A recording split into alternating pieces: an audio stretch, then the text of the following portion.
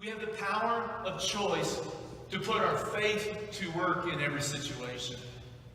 Faith is the word that means trust.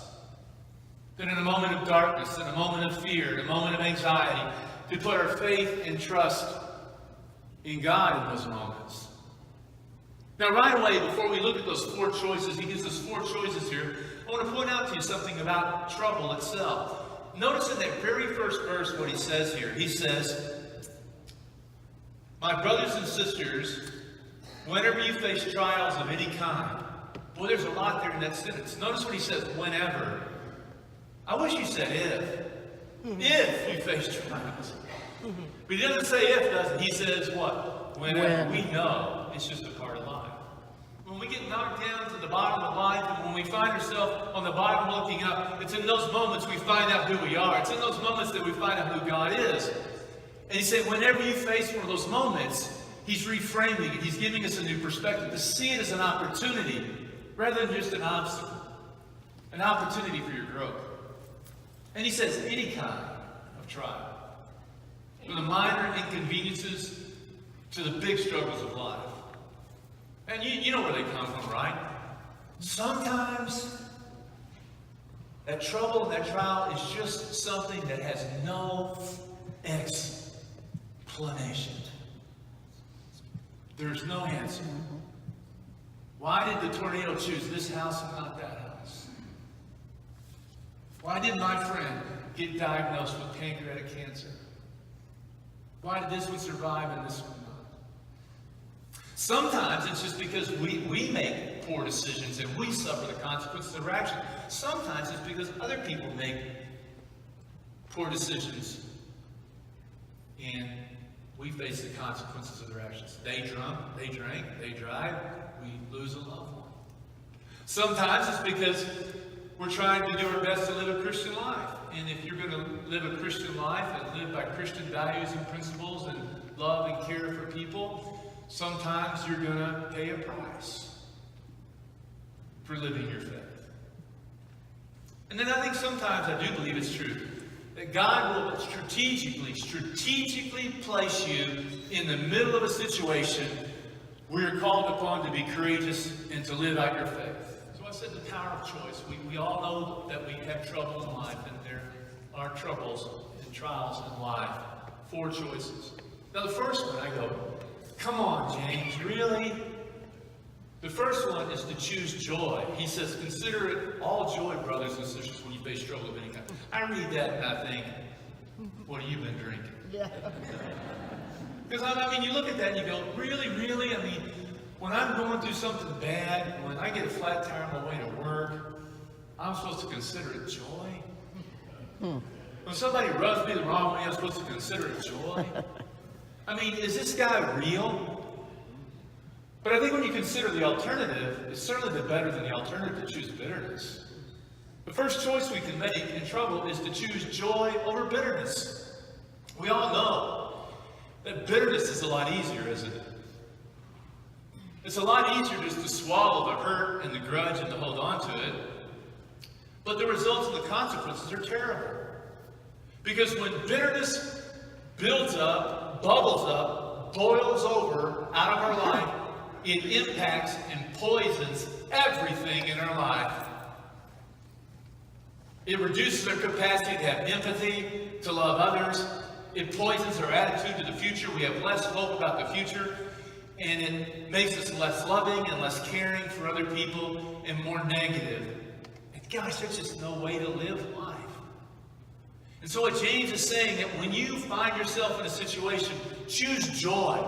Choose to fill your heart with joy. And it's not a fake joy. It's not the kind of joy that says, this doesn't hurt. It's not pretending that you're not troubled. It's not putting on a fake smile.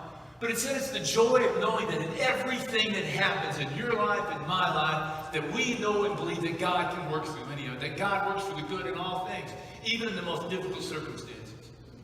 So he says you can have joy because you can know that when you're going through a trial, and you endure it, God will use it to build your character and to build who you are. Second choice. The second choice is to choose wisdom over relief. Wisdom over relief. Now, if you're like me, when I'm in the middle of a trial, you know what I say? Get me out of this. Give me some relief. But sometimes the worst thing we can get is relief. Because if we get relief, we don't get the wisdom. We don't get the benefit of learning from it. If you never experience pain or trauma or trials, you never grow. You're just the same person today as you are tomorrow. And sometimes God does not rescue us from things because we need to learn. And it's not so much that. The problem is that when we face a difficult situation, we relieve ourselves. Think about it. I don't want to face that. I don't want to deal with it. I don't want to walk into that darkness. I want to avoid it. So what do? I binge on Netflix. Or I soak my brain in bourbon. Or I entertain myself to death. I buy a bowl, a bucket, a gallon, a truckload of ice cream. Yeah. I become a workaholic. I have an affair. All those kinds of things. The reality is, if you want to get the wisdom from your pain, you got to be willing to walk into it. You got to be willing to face it. You got to be willing to address. You got to be able to look in the face and say, "I'm not scared of you. Teach me what I'm supposed to learn." Now, if I were editing the book of James, I would have scratched this one out because I have lots of doubts. When James here says, "Don't," it's really harsh. Don't doubt. I mean, how can you not have doubts, right? It's like breathing. So I spent some time thinking about what James is saying. He's talking about the difference between honest doubt and just giving up on God.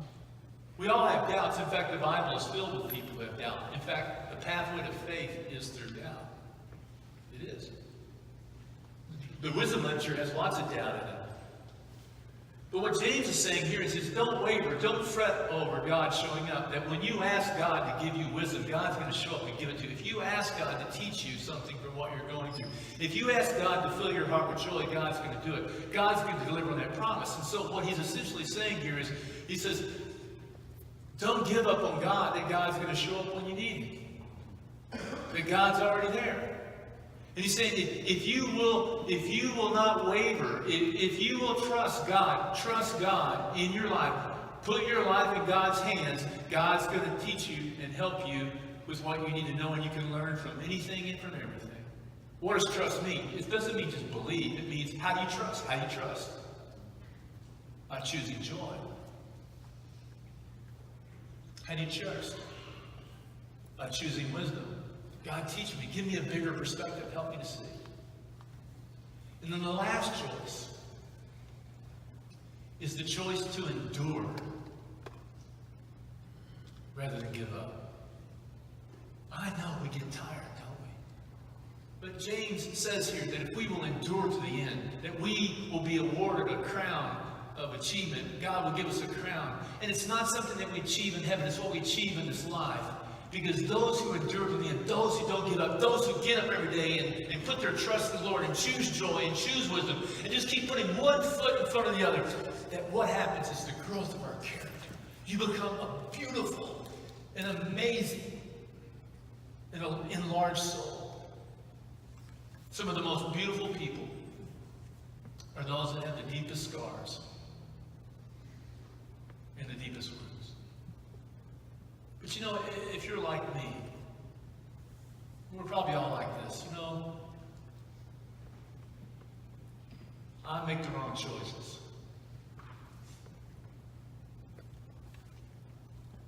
I choose bitterness,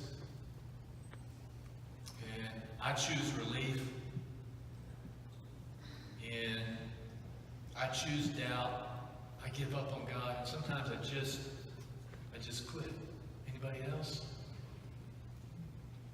But if there's anything I know about who God is, the one thing that's been revealed to me again and again is that God is one who never gives up on us. And we always have another choice. We always have a second chance. We always have that opportunity to get up. Let me say this to you this morning.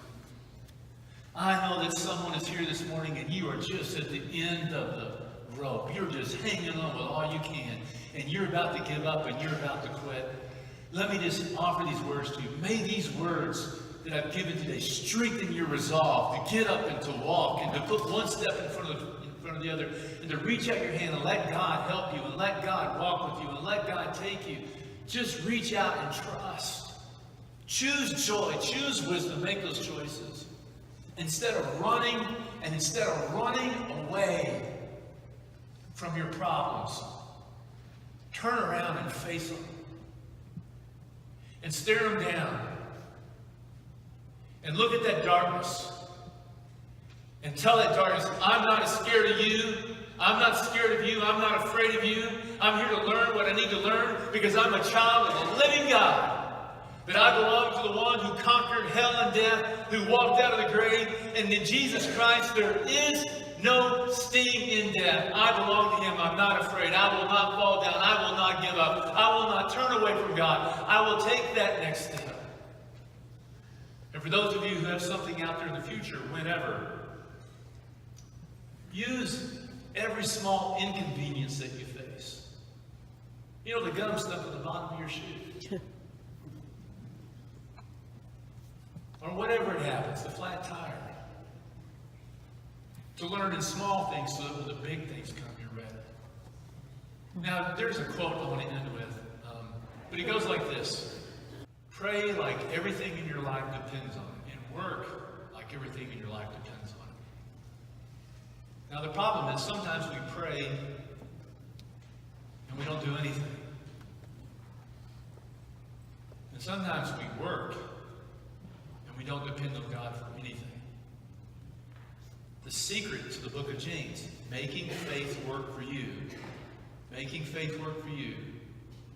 is putting as much effort to it as God's putting into you. It's praying and depending on God like everything depends on it, and you working at the same time, giving as much effort yourself. For James, it's faith and works. It's about how the choices we make.